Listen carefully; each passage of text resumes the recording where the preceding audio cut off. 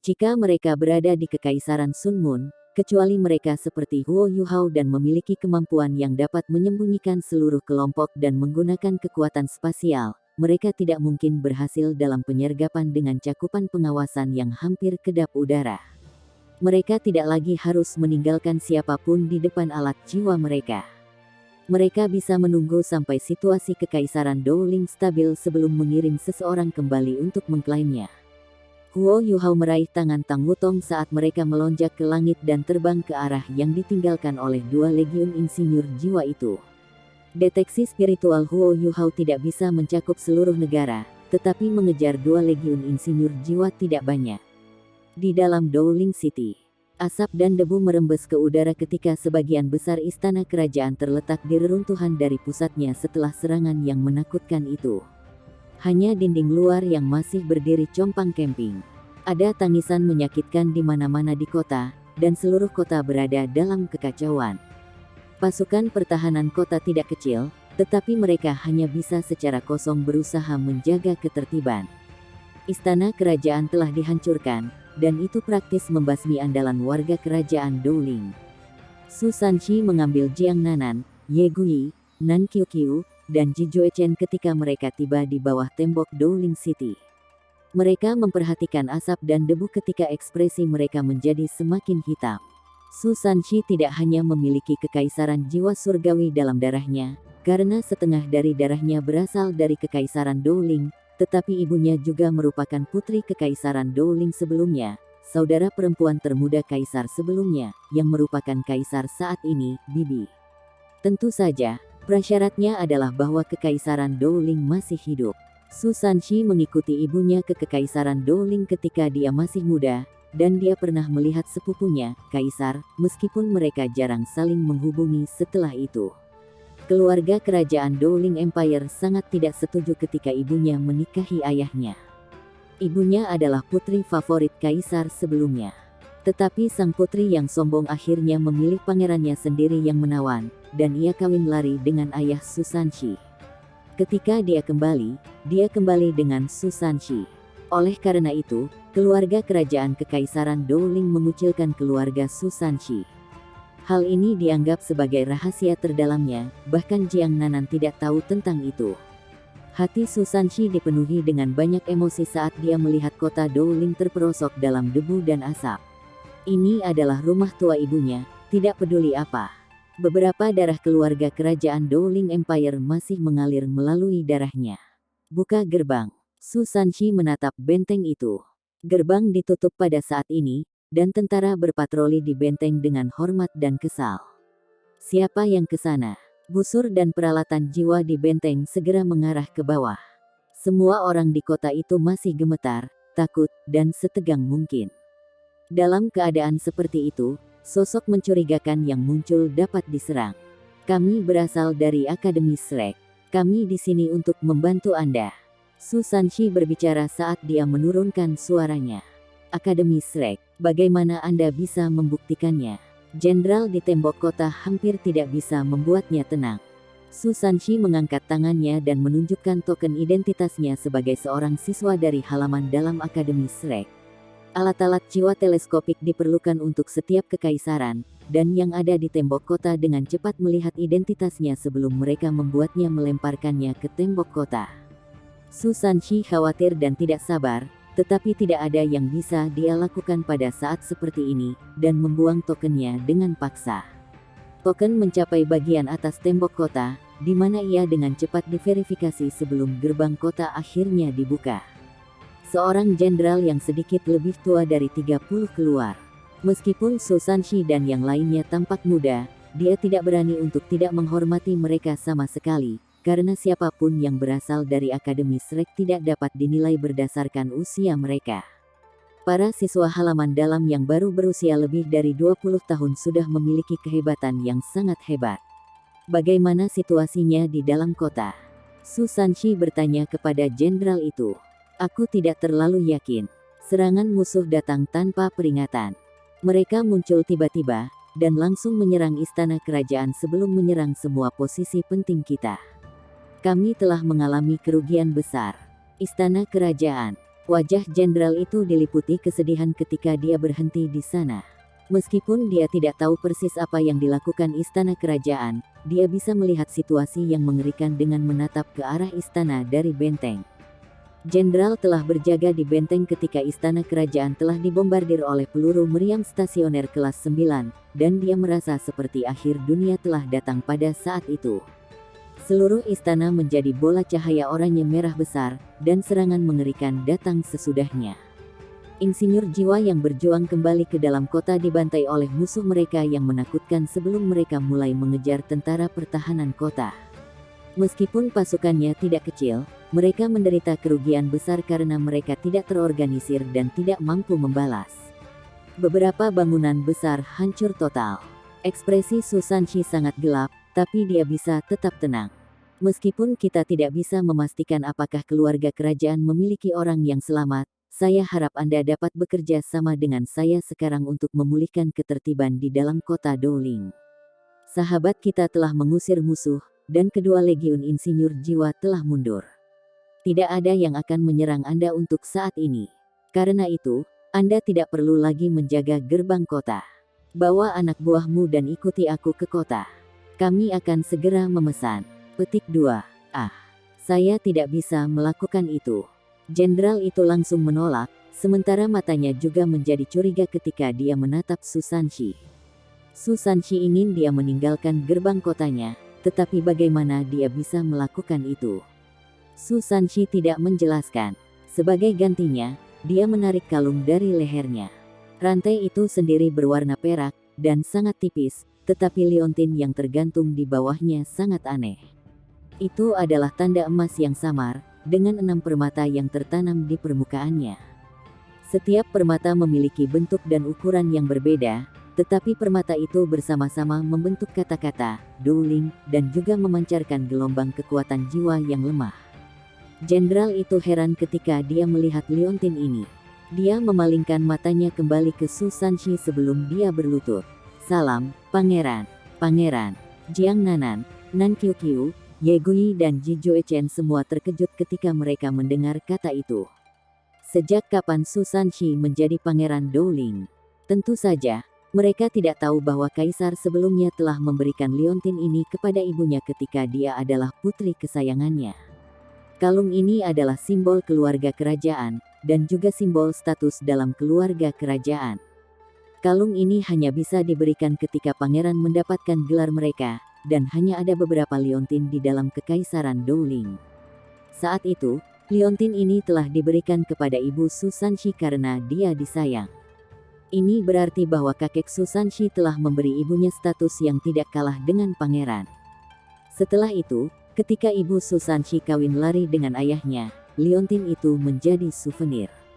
Kaisar yang marah bahkan ingin mengambilnya kembali, tetapi ibu Susanshi telah menyembunyikannya dengan sangat baik. Dia tidak ingin menyerahkannya, apapun yang terjadi, dan mengklaim bahwa dia ingin menyimpannya sebagai souvenir. Pada akhirnya, itu menjadi bagian dari properti Susanshi setelah dia dewasa. Bahkan Susanshi sendiri tidak pernah membayangkan bahwa dia akan menggunakan liontin ini suatu hari. Bagaimana dia takut hari ini? Tetapi pada saat seperti ini, darah keluarga kerajaan Dowling Empire mengalir di tubuhnya. Dia harus bertanggung jawab. Susanshi mengambil kalung itu dan mengembalikannya ke lehernya. Dia merendahkan suaranya dan berkata, dengan tenang. Urusan kita sangat mendesak. Ikuti saya ke kota segera, dan tarik pasukan pertahanan kota sehingga kami dapat menjaga ketertiban internal. Kami tidak bisa membiarkan Dowling City turun ke kekacauan lagi, tidak peduli apa. Kami tidak bisa membiarkan lebih banyak orang mati. Petik 2. Iya. Sang jenderal dengan cepat bangkit, dan matanya yang semula kosong dan sedih bertepi dengan percaya diri. Meskipun dia tidak tahu siapa pangeran ini, dan dia belum pernah melihatnya sebelumnya, setidaknya seseorang dari keluarga kerajaan kekaisaran Dowling masih ada. Ini berarti bahwa masih ada harapan. Selama Dowling City tidak jatuh ke dalam kekacauan yang tidak dapat diubah, masih ada kesempatan untuk membalikkan keadaan. Jenderal segera memberi perintah, dan menarik 1.500 tentara dari 2.000 yang bertanggung jawab untuk menjaga tembok kota. Dia memimpin mereka secara pribadi ketika mereka mengikuti Su Sanxi dan yang lainnya ke kota. Dowling City benar-benar perlu distabilkan pada saat seperti ini. Su Sanxi mengungkapkan identitasnya dan memasuki kota Dowling untuk memulihkan ketertiban di sisi ini. Di sisi lain, Huo Yuhao dan Tang Wutong menyusul kedua legiun insinyur jiwa itu. Mereka bisa melihat formasi mereka yang ketat dan rapi di kejauhan. Huo Yuhao menghela nafas dalam ketika dia berbalik ke arah Tang Wutong dan berkata, Kekaisaran Sun Mun jauh lebih baik dalam melatih, memelihara, dan memerintah para insinyur jiwa mereka daripada kita. Lihatlah formasi mereka, dan alat jiwa mereka yang terkait. Mereka jauh lebih maju dari kita. Mereka hidup sesuai dengan nama mereka sebagai Legiun Insinyur Jiwa Peringkat Binatang. Petik 2. Tang Wutong berkata, lalu apa yang kita lakukan? Saya pikir itu tidak mungkin bahwa kita dapat menjaga mereka di sini dalam keadaan mereka saat ini. Alat jiwa yang terhubung benar-benar terlalu menjengkelkan. Petik 2. Jika Legiun Insinyur Jiwa tidak memiliki alat jiwa yang terhubung, Huo Yuhao dan Tang Wutong dapat menyergap dan melenyapkan semua insinyur jiwa ini dengan mengandalkan domain misteri dan interferensi spiritual yang misterius. Tetapi dengan penghalang pertahanan terkait Legiun, peluang itu telah berkurang menjadi hampir nol.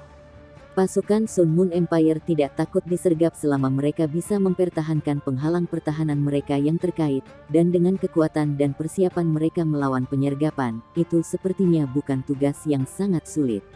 Mereka hanya harus mempertahankan pertahanan mereka pada level tertentu. Huo Yuhao merenung sejenak saat matanya terpejam. Dia merendahkan suaranya dan berkata, apakah mereka benar-benar berpikir mereka dapat lolos dari pengejaranku seperti itu?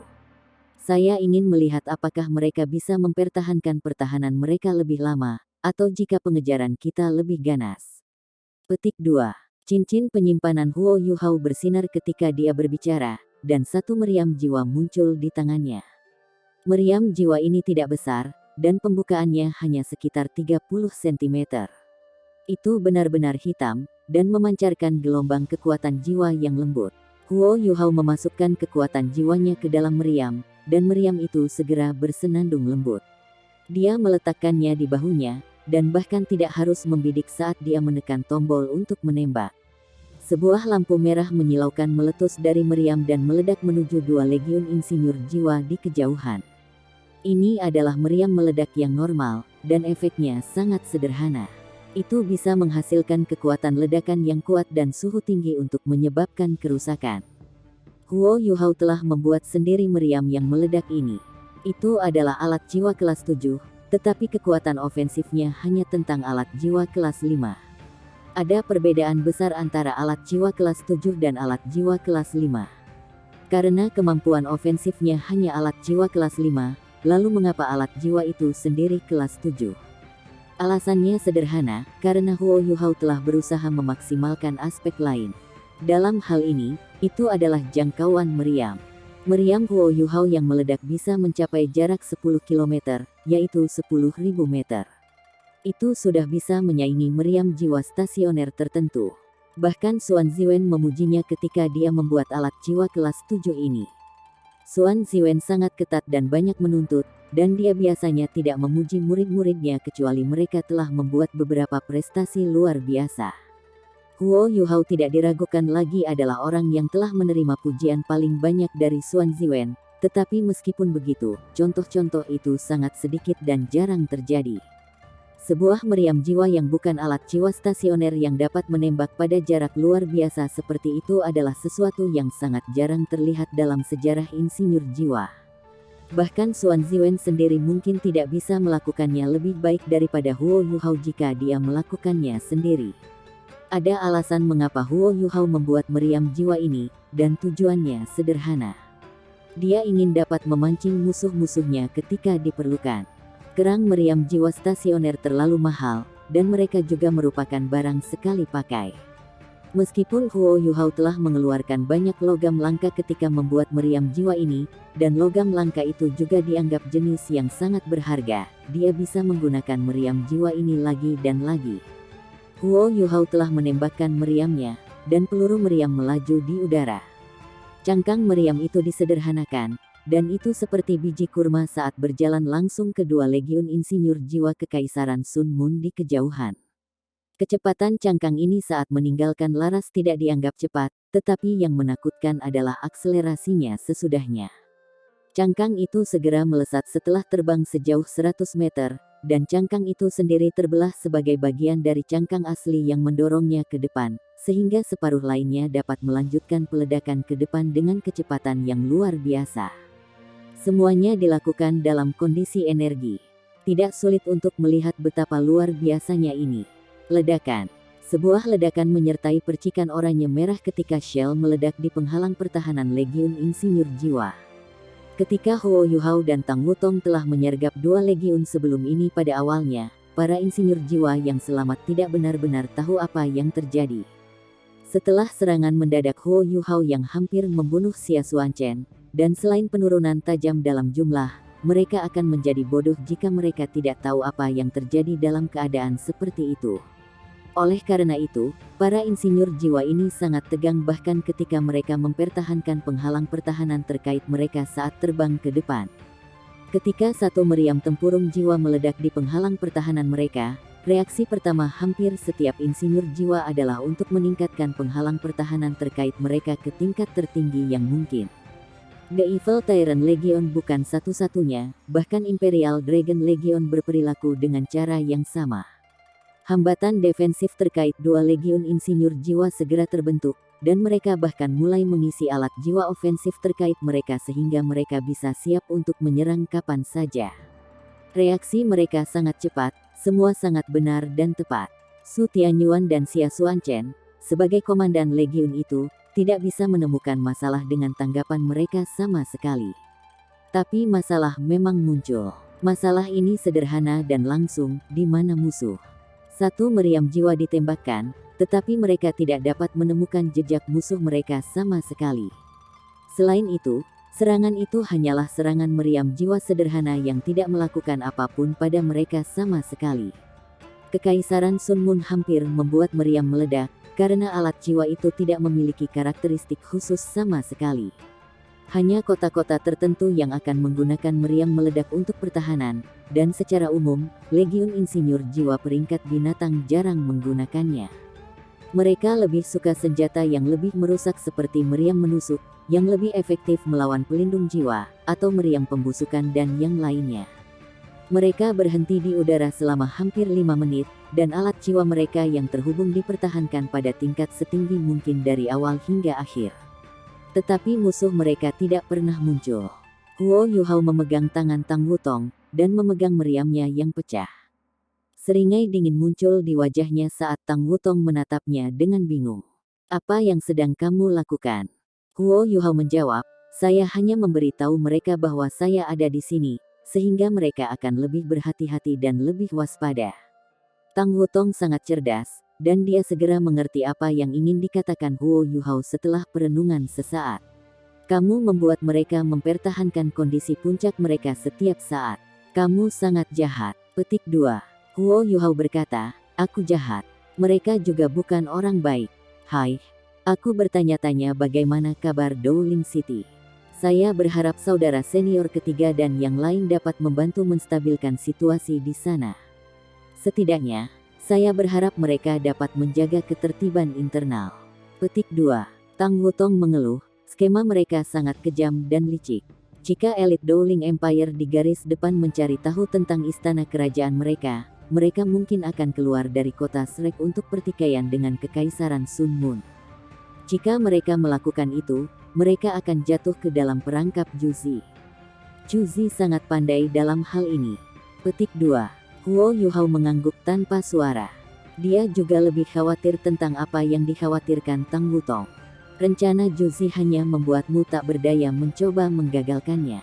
Tidak peduli apa, kita harus melenyapkan Legiun Insinyur Jiwa ini sebelum yang lain. Kita tidak bisa melawan Kekaisaran Sun Moon di medan perang terbuka lagi, jadi satu-satunya hal yang bisa kita lakukan adalah melemahkan pasukan mereka terus-menerus.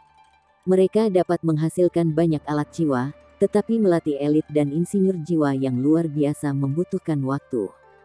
Selama kita bisa melemahkan kekuatan insinyur jiwa mereka terus-menerus, harinya akan tiba ketika Kekaisaran Sun Moon tidak lagi begitu tangguh. Petik 2. Kedua legiun menyadari bahwa mereka telah ditipu ketika Huo Yuhao berbicara, dan mereka melanjutkan perjalanan. Bukannya mereka tidak ingin mencari mereka, tetapi Huo Yuhao dan Tang Wutong terlalu kuat. Mereka tidak berani bubar sama sekali. Mereka hanya bisa memastikan keselamatan mereka dengan mempertahankan penghalang pertahanan terkait mereka, tetapi itu berarti bahwa mereka harus terus mengeluarkan kekuatan jiwa. Mereka sudah bertarung kembali di Lingdou City. Tidak peduli berapa banyak elit yang dikerahkan Kekaisaran Dowling, bagaimanapun, Dowling City adalah ibu kota kekaisaran, dan masih harus dipertahankan sampai batas tertentu. Dua legiun peringkat binatang sudah menghabiskan cukup banyak kekuatan berurusan dengan tentara pertahanan kota. Mereka menderita serangan Huo Yuhao dan Tang Wutong setelahnya, dan segera mundur. Mereka tidak memiliki istirahat yang layak dari awal sampai sekarang. Paling tidak, mereka harus terus terbang. Kekuatan jiwa seorang insinyur jiwa sangat terbatas.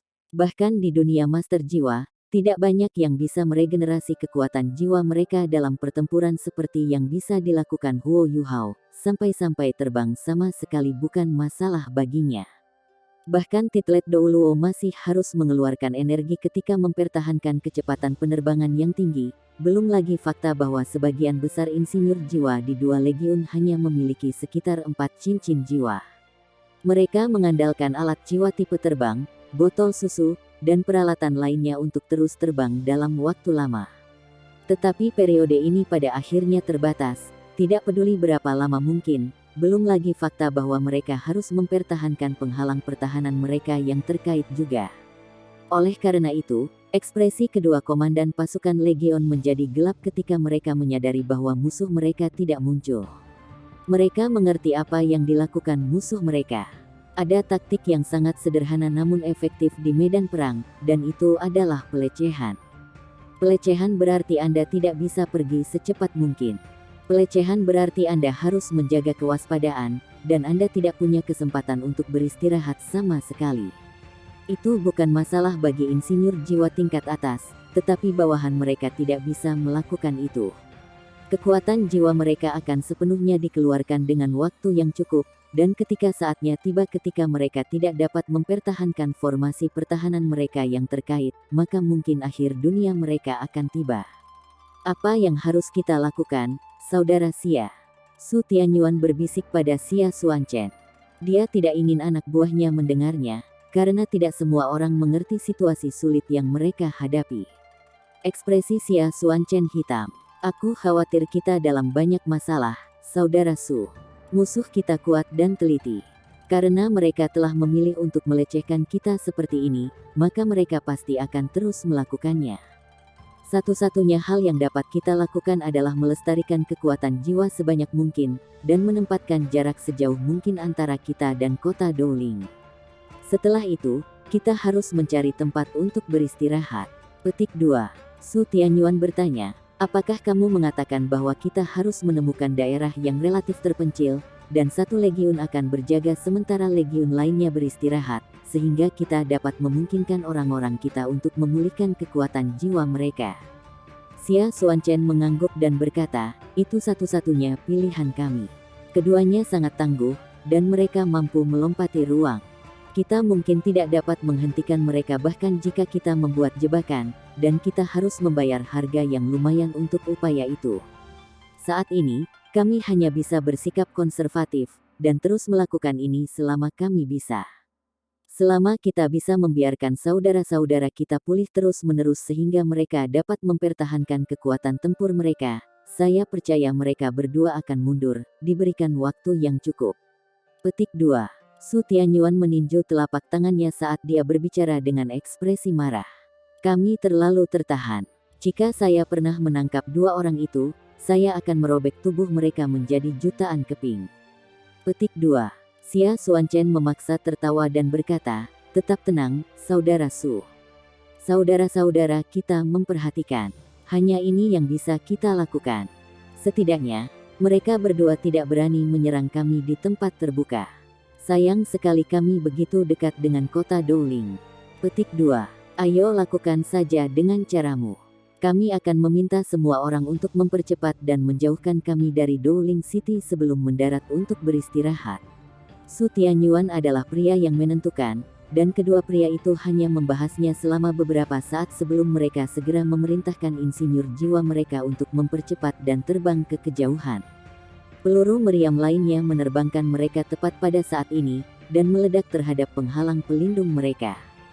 Keadaan tegang dan sensitif dari dua legiun insinyur legiun tidak bisa diselesaikan dalam beberapa saat. Mereka hanya mempercepat ketika secara tidak sadar mereka melepaskan pertahanan terkait mereka untuk meningkatkan kekuatannya, dan gerakan mereka kemudian berhenti. Di sana, Shell datang dari sana. Mengapa komandan tidak memerintahkan kita untuk menyerang?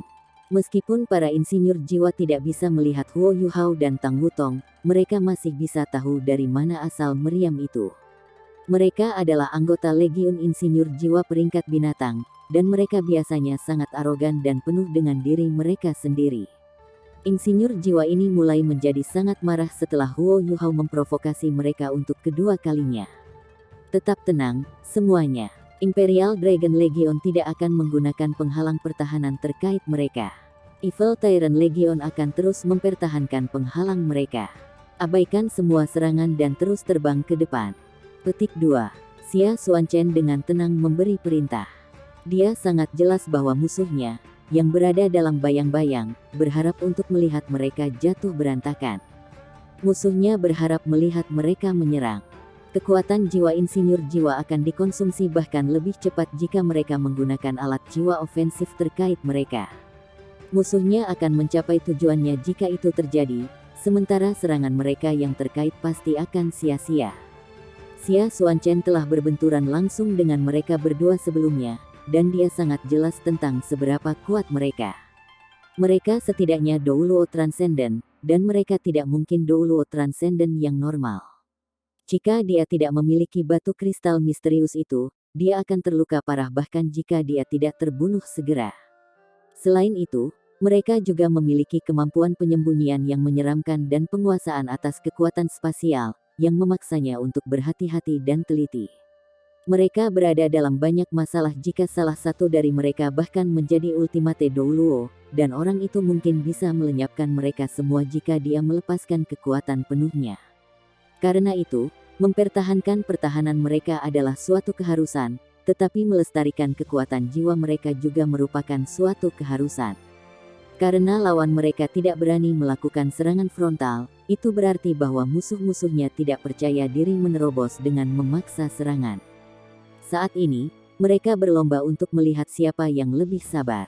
Ya, mereka berlomba dengan sabar. Huo Yuhao juga sangat sabar.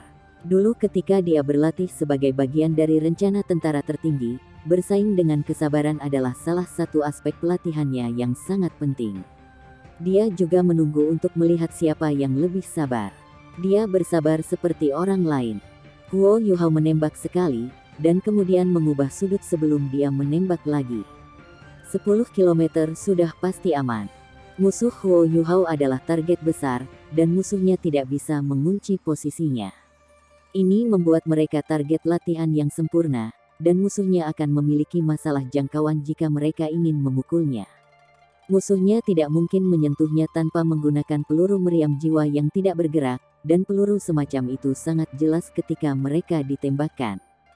Huo Yuhao dan Tang Wutong akan memiliki waktu yang cukup untuk menghindar bahkan jika musuhnya menggunakan peluru meriam jiwa stasioner kelas 9. Karena itu, keselamatan mereka tidak menjadi masalah.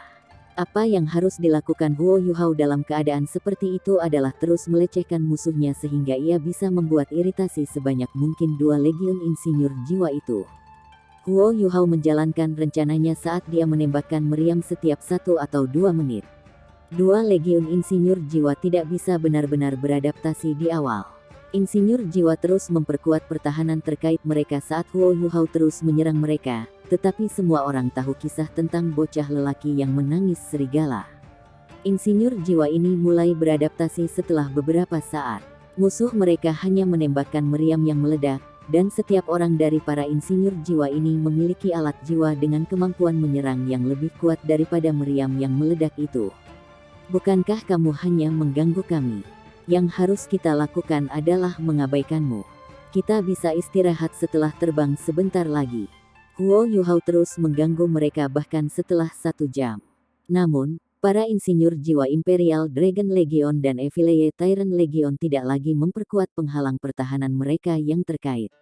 Insinyur jiwa Imperial Dragon Legion bahkan tidak melepaskan penghalang pertahanan terkait mereka sendiri, dan kedua belah pihak tampaknya berada di jalan buntu. Pelecehan Huo Yuhao juga tampaknya kehilangan efektivitasnya. Huo Yuhao menembakkan peluru meriam yang meledak sebelum dia tiba-tiba menarik meriam dengan kilatan cahaya perak.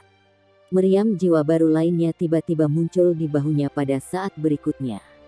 Meriam jiwa ini berbeda dari meriam yang meledak. Pertama, itu lebih lama. Meriam jiwa ini lebih dari 3 meter, dan bahkan kerangka panjang Huo Yuhao tampak tidak terkoordinasi ketika dia membawanya di bahunya. Kedua, gaya meriam ini berbeda. Meriam jiwa ini tampak seperti tombak panjang. Ujung tombak ada di bagian depan, sedangkan bagian belakangnya terlihat seperti payung, seperti ujung pistol, dan kemudian ada tombak. Hanya bagian di bahu Huo Yuhao yang tampak lebih tebal. Ketika Huo Yuhao menanamkan kekuatan jiwanya ke dalamnya, seluruh meriam jiwanya memancarkan warna hijau gelap yang aneh. Lingkaran demi lingkaran rona hijau gelap menjalar ke depan sebelum semua cahaya terkonsentrasi di ujung meriam. Lampu hijau itu dalam, dan orang bisa melihat dengan lebih cermat bahwa sebenarnya ada lubang hitam kecil yang muncul di ujung alat jiwa ini. Lubang hitam ini bukan jenis yang menelan segalanya. Sebaliknya, itu adalah fenomena yang akan terjadi ketika udara hancur. Biasanya, kekuatan dan kecepatan ofensif dapat merobek udara ketika mereka mencapai tingkat tertentu, dan fenomena ini akan muncul. Tetapi ruang yang telah dihancurkan akan dengan cepat menutup kembali bersama-sama, sementara ruang yang rusak yang terjadi sekarang adalah terus-menerus. Sepertinya luka itu tidak akan menutup sama sekali. Tang Wutong adalah murni seorang guru jiwa, dan dia sama sekali tidak mengerti tentang insinyur jiwa. Tapi meski begitu, dia bisa merasakan betapa mengerikannya alat jiwa ini. Huo Yuhao tidak menembak dengan santai kali ini.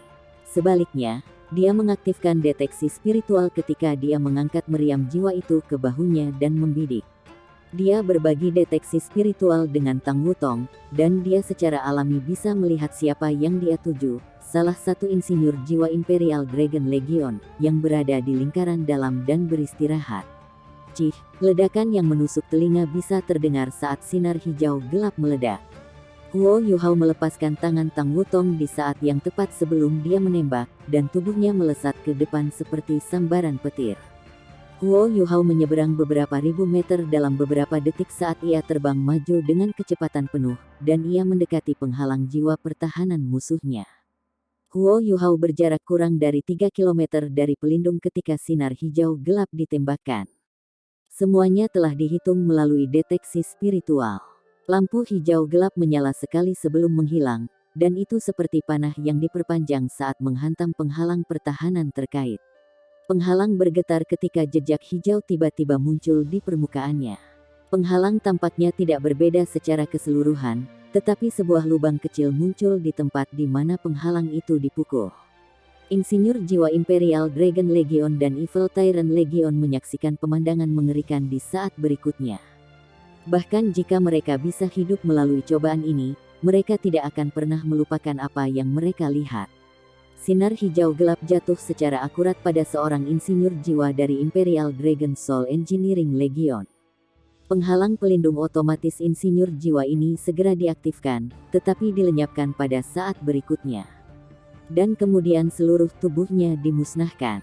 Tubuh insinyur jiwa bergetar lemah ketika sinar hijau gelap menghantamnya, dan dia bahkan tidak bisa menangis sebelum tubuhnya menguap menjadi bintik-bintik hijau yang tak terhitung jumlahnya yang menghilang ke udara.